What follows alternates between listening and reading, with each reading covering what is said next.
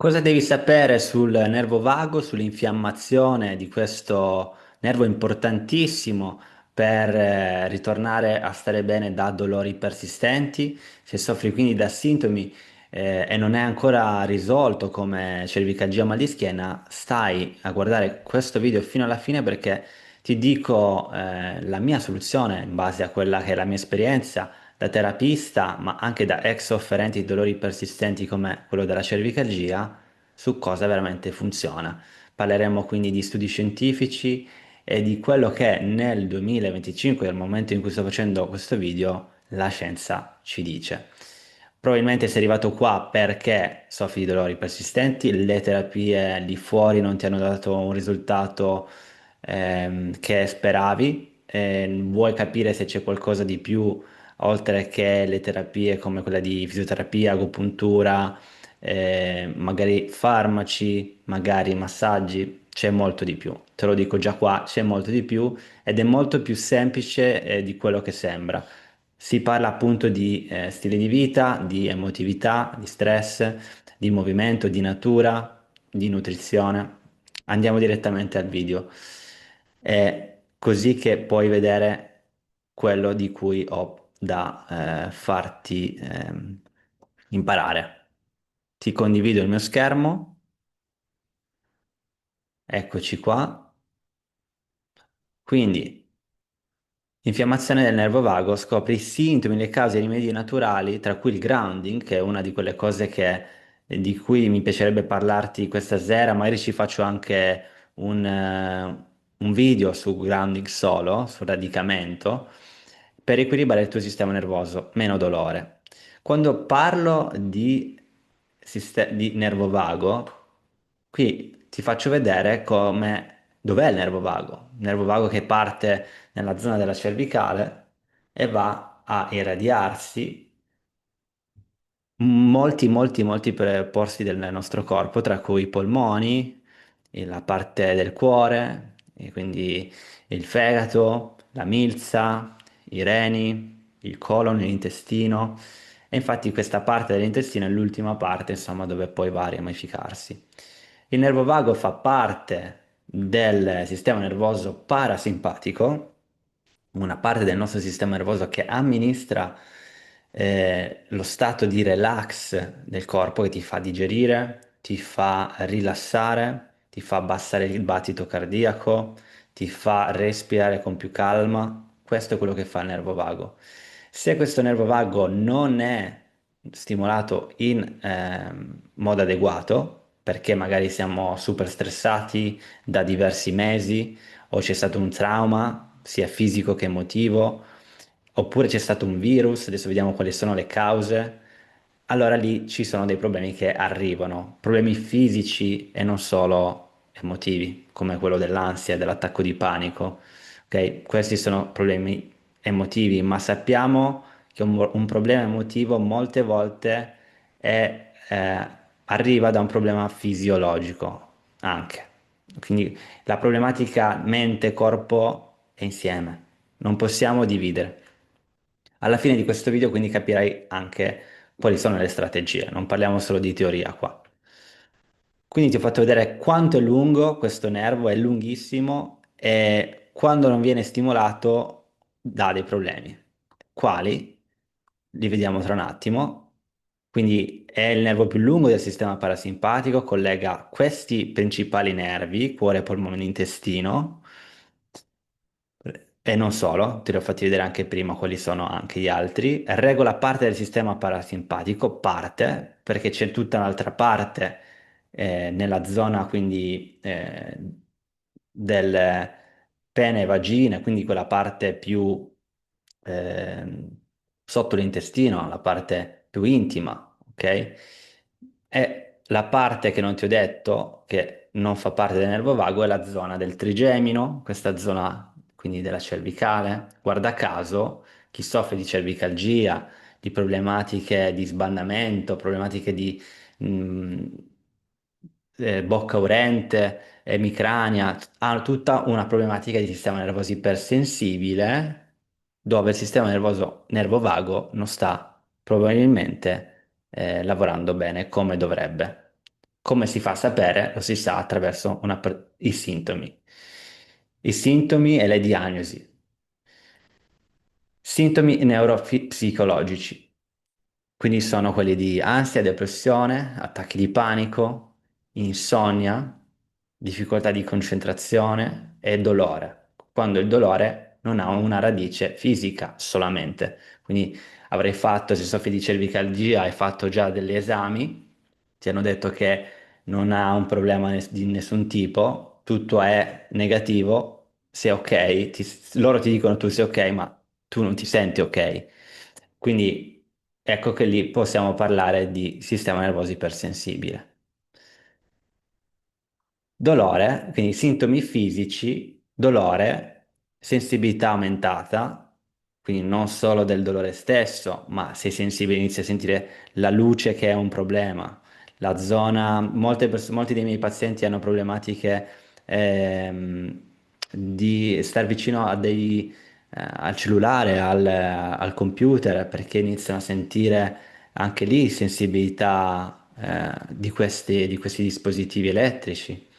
Senso di instabilità, quindi anche smandamento, che porta magari all'acufene, ronzio alle orecchie. Tutte problematiche che non sono state poi cioè sono state verificate a livello, diciamo, strutturale, ma tutto è andato, era negativo, quindi parliamo di sensibilità del sistema nervoso.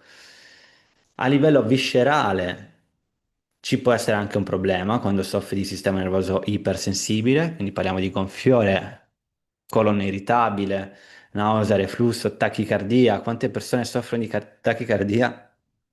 E ovviamente da lì inizia a pensare che hanno un problema al cuore, ma dai risultati che abbiamo alle analisi, anche l'elettrocardiogramma, non c'è un problema al cuore, ma abbiamo tachicardia, digestione rallentata, quindi problematiche quindi di questo asse cuore, cervello e stomaco. Sappiamo che chi è che comanda questa interazione è uno di questi, è il nervo vago, molto importante.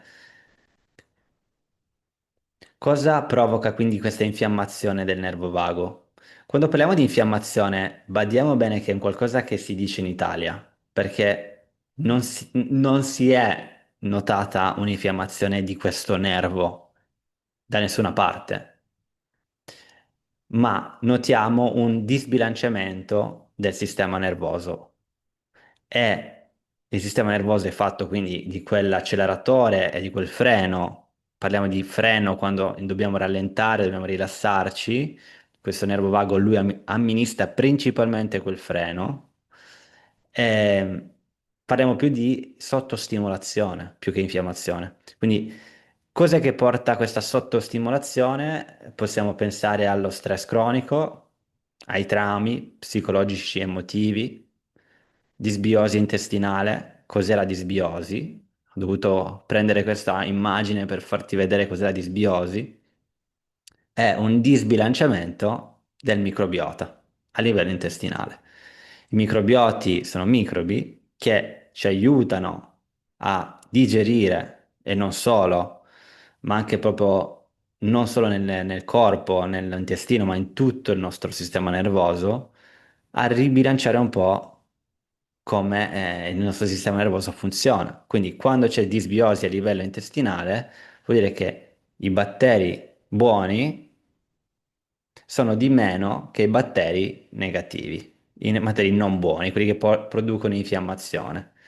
E questo lo si vede appunto con dei test di disbiosi. Ora, non sono qui a dirti come fare questo test, non sono un esperto di disbiosi, ma perché mi occupo di dolori persistenti, principalmente cervicagia emicrania, però molte persone hanno anche problematiche di stomaco.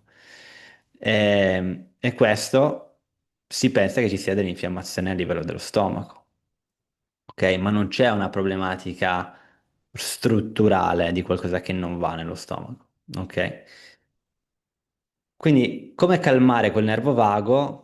ecco, la parola calmare ti fa capire che non è disinfiammare il nervo vago, ma è stimolare nuovamente questo nervo per portare di più benessere in tutta la zona del corpo, perché se andiamo a stimolare il nervo vago, produciamo meno infiammazione, produciamo meno ipersensibilità del sistema nervoso, quindi meno dolore, iniziamo a dormire meglio, iniziamo quindi anche a muoverci meglio, perché abbiamo meno paura di muoverci, perché abbiamo meno dolore. Capisci qua che è un circolo vizioso. Quindi la respirazione diaframmatica è una delle terapie che si fanno a livello di questo nervo vago. Diaframmatica, quindi respirare dal diaframma. Perché il diaframma? Perché non è che parte da lì, ma passa da lì il nervo vago, quindi stimolandolo attraverso riempire, diminuire la pancia, attraverso quindi l'estensione e la restrizione del diaframma, andiamo a stimolare questo nervo vago.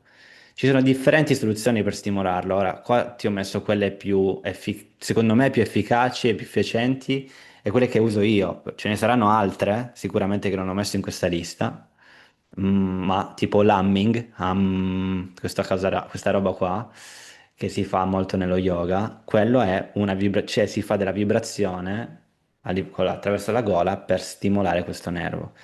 Ma non c'è qua per dire.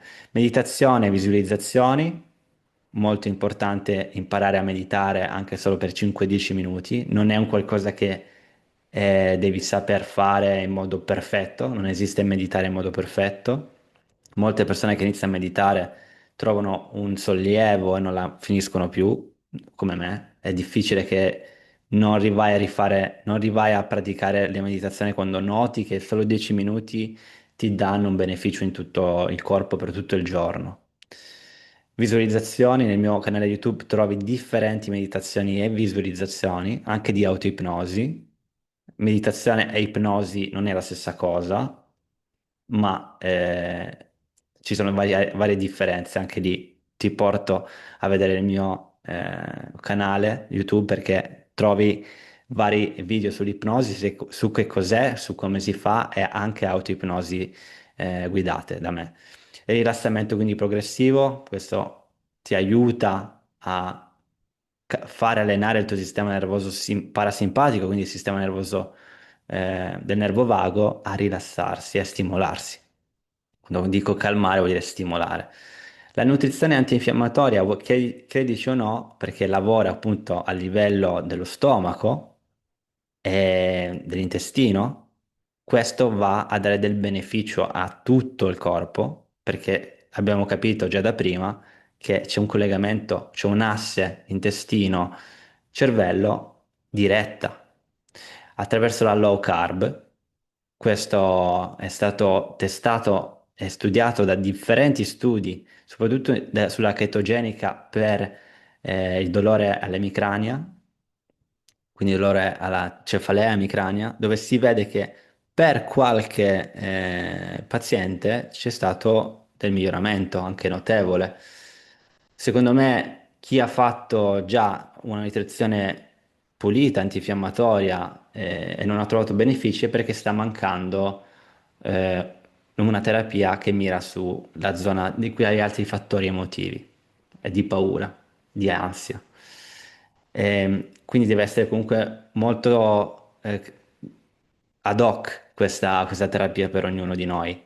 Qua ti faccio vedere un po' un overview. L'igiene del sonno, che c'è anche nel mio metodo Neurobalance, l'educazione alla neuroscienza del dolore, molto importante capire che non c'è nulla a livello strutturale nel tuo corpo che non va bene, ma è il tuo sistema nervoso che va in ipersensibilità per una serie di motivi che oggi lui ha memorizzato e anche se non c'è una minaccia più, come un virus, come un infortunio, come un trauma emotivo, oggi il tuo sistema nervoso è rimasto in quella zona di scappare, fare, controllare, ok? Evadere.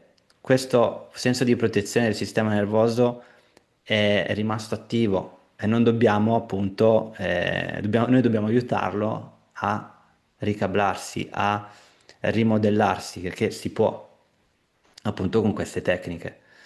La nutrizione, stiamo parlando di nutrizione prima, abbiamo visto che nei studi scientifici si parla di omega 3 e magnesio principalmente. Sappiamo che l'omega 3 è molto importante soprattutto nei post-traumatici, ehm, traumatic brain injury soprattutto, ma non solo, ma anche in tutto il sistema immunitario e nervoso. Quindi se hai una dieta, usi una dieta, diciamo, nutrizione vegana o vegetariana, stai attento agli omega 3, magari probabilmente devi fare del supplemento. E del magnesio sappiamo che porta del rilassamento al sistema nervoso, non solo ai muscoli, quindi al sistema nervoso in generale. Quello che è più efficace che io uso è quello a spray, quindi a livello liquido. Ne trovate diversi su Amazon. Probiotici, molto importante introdurli nella dieta perché producono dei microbi, cioè ti vanno a, vai a sviluppare dei microbioti buoni a livello intestinale, che aiutano quindi l'infiammazione, qualora ci sia, ma non solo l'infiammazione. Ci sono differenti ruoli del microbiota a livello del cervello che noi ancora forse non sappiamo neanche. Quindi tutti questi cibi fermentati, ovviamente se non li hai mai presi, inizia gradualmente con un cucchiaio al giorno o per pasto, non a stomaco vuoto all'inizio. Parliamo di yogurt, qua ricordiamoci che usiamo roba senza zuccheri e zero cibi alimenti processati. Quindi lo yogurt, quello zero zuccheri, perché molte volte troverai yogurt con dello zucchero, quindi guarda e impara a leggere gli ingredienti dietro.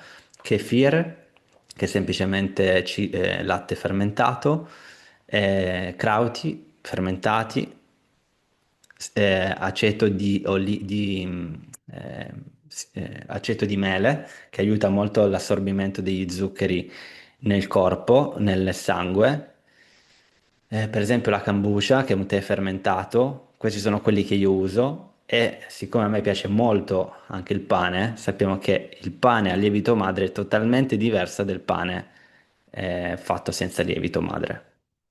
Qualora tu non abbia una dieta low carb e chetogenica, ok? Perché se stai usando una dieta chetogenica non puoi usare il pane, o meglio, non soventemente, come la maggior parte di noi probabilmente fa. Grounding e natura. Negli ultimi settimane sono rimasto ossessionato, sono rimasto stupito di come il grounding funziona. Il grounding parliamo di radicamento fisico dei piedi a terra o del corpo a terra quando parlo di terra prato come questo, o spiaggia o qualsiasi cosa che è natura, non asfalto, non legno, perché non parliamo di conduzione, cioè parliamo di conduzione di questi elettroni che arrivano dalla superficie della Terra che si trasmettono e vanno a fluire nel nostro corpo. Fluendo nel nostro corpo vanno a neutralizzare quei radicali liberi che producono infiammazione nel corpo. Questa è la parte fisiologica che succede, che devi sapere sul grounding. Non parliamo quindi di grounding mentale, ma di grounding fisico, messa a terra dei piedi. Questa è la cosa più semplice che puoi fare senza pensare di comprare dei tappetini che costano sui dai 40 ai 100 euro, anche di più, molto costosi. Infatti ne ho fatto uno io a casa, magari un giorno ci faccio un video su come fare un tappetino da grounding, molto semplice, che si mette nella presa elettrica. Perché tu dirai, ma prenderò la corrente? No, perché questo cavo va alla presa elettrica nella parte centrale della presa, se tu vai a vedere sul muro, hai tre buchi, quello centrale è la messa a terra. E quella messa a terra arriva fisicamente a terra, sotto nella cantina, da qualche parte l'elettricista che ha fatto l'impianto ti avrà messo una messa a terra. Attenzione ragazzi, testate le prese prima di fare questa cosa, ovviamente. La cosa più semplice e più sicura è quella di stare in natura a piedi nudi, 10 minuti, 15 minuti, quello che puoi, perché c'è una riduzione del cortisolo e un miglioramento del sonno. queste solo due cose potrebbero farti spalancare gli occhi e dire, ah, ma se ho meno cortisolo e dormo meglio, forse ho meno dolore. Ora, quando ho letto questi studi sono rimasto molto scettico, probabilmente come te che stai sentendo queste parole sul grounding, sembra una roba molto da hippie, molto da eh, quelle persone che stanno in montagna con la barba lunga e meditano 10 ore al giorno. Eh, Pensavo fosse una roba non fondata su nulla, invece ci sono più di 20 studi scientifici ad attestare la riduzione del cortisolo, il miglioramento del sonno e quindi anche poi dei sintomi associati, dolore, per esempio, e infiammazione. Uno di questi studi è questo, vi metterò tutto in descrizione, leggiti questa review che ti metto tra pochissimo, cioè tra pochissimo, sotto il video perché eh, quella review, questo articolo scientifico va a raggruppare tutto quello che nei scorsi 30 anni, 20 anni si è scoperto sul grounding, cosa che non se ne parla molto. Forse questo video che vedete è uno dei pochi che parla in italiano di grounding. Quindi qua hanno fatto un pre e un post grounding, quindi grounding si dice radicamento in italiano, e si vede come questo studio di 8 settimane, 12 persone, abbia diminuito i livelli di cortisolo. Questo piccolo vedete alle 8 del mattino, perché normalmente è così, il nostro ciclo circadiano il nostro il ciclo ormonale segue la natura e alle 8 c'è il picco, 8 del mattino. Si vede che questo picco diminuisce col grounding, quindi diminuisce questo senso di questo ormone dello stress, che sappiamo che va a ripercuotersi su una marea di problemi, soprattutto quelli di cancro, cancro piuttosto di tumori, piuttosto che di infiammazioni, piuttosto che di insonnia, dolori, eccetera, eccetera. Quindi ansia, depressione. Quindi queste persone hanno visto 12 persone come 9 su 12 hanno sentito meno stress, meno ansia, tutte quelle cose, quei sintomi che ti dicevo prima. 9 su 12 più energia, 5 su 6 meno hot flashes, non mi viene adesso in mente la parola in italiano. Ovviamente questo è uno degli studi dei pochi, molto, con 12 persone è niente, ma nella review study che ti metto giù in descrizione ci sono molti, molti più studi. Cosa si vede? Che c'è una riduzione della temperatura. Questa è una foto termica del corpo e si vede come in realtà questa zona qui delle ginocchia, per persone che soffrono di ginocchia, di dolore al ginocchio, penso a mia mamma, a mia nonna, dovrebbero fare il grounding giornalmente. Ovviamente c'è tutta quella zona, quella terapia emotiva e psicologica da fare, di nutrizione da fare, ma perché non il grounding, visto che è gratis e visto che ci dà dei risultati, almeno pochi risultati, nel senso dal punto di vista numerico, ma ci sono. Proviamolo. E qua si vede nella zona della schiena meno temperatura, questo dopo magari solo dopo poche settimane. Quindi parliamo adesso di sistema immunitario per il grounding. Qua si fa vedere come c'è una diminuzione dei globuli bianchi in due gruppi, il placebo e quello del grounding. Questi due gruppi, uno ha fatto il radicamento, l'altro non l'ha fatto in questi 4 giorni. Si vede che i globuli bianchi sono nettamente di meno, ok? Sia i neutrofili che i linfociti, che sono due globuli bianchi, sono globuli bianchi che vanno a amministrare vanno nella zona di infiammazione quando ci sono delle robe da riparare. Mettiamola così, ok? Senza complicarci troppo la vita. Quindi se c'è meno roba da riparare a livello corporeo, ci sono meno globuli bianchi che girano in quella zona. Questo è quello che io ho capito in base a questi studi, ok? E qua si vede appunto un'immagine a questa parte di sinistra dove una persona, Mr. Shoes, che usa sempre le scarpe di plastica come tutti noi, la maggior parte, quindi non facciamo grounding mai, se non quando vai al mare, una volta l'anno. Ehm, Rispetto a Mr. Barefoot, quello che è sempre che fa grounding. Ciò non vuol dire che devi camminare adesso da oggi in poi senza scarpe. Potrai semplicemente fare del grounding con 10 minuti nel terreno, nel giardino, sotto casa e fai del grounding. Ciò cosa vuol dire? Che questa parte di sinistra si è visto, in base a questo, è una speculazione ovviamente, però ci sono delle basi scientifiche per dirlo, questi neutrofili, questi globuli bianchi, queste particelle del nostro sistema immunitario vanno verso la zona di injury, di infortunio, per andare a neutralizzare una zona di dolore, una zona di strutturalmente di infortunio. Questo manda una cascata di infiammazione che normalmente dovrebbe poi andare a risolversi dopo un certo periodo. Solitamente un'infiammazione dura 6 settimane massimo, se non ci sono complicazioni, ma nei sistemi nervosi ipersensibili questa infiammazione è costante e latente. In questo caso facciamo un esempio dell'infortunio. Si è visto che in diversi studi scientifici la messa a terra della persona che ha dell'infiammazione attraverso appunto il grounding, questi neutrofili sono molto meno, quindi vuol dire che c'è meno infiammazione. Questo è quello che si è notato e speculato. Quindi, se andiamo un po' più nel dettaglio, questo flusso di elettroni che arriva dalla Terra va a neutralizzare i radicali liberi, quindi l'infiammazione nella zona colpita.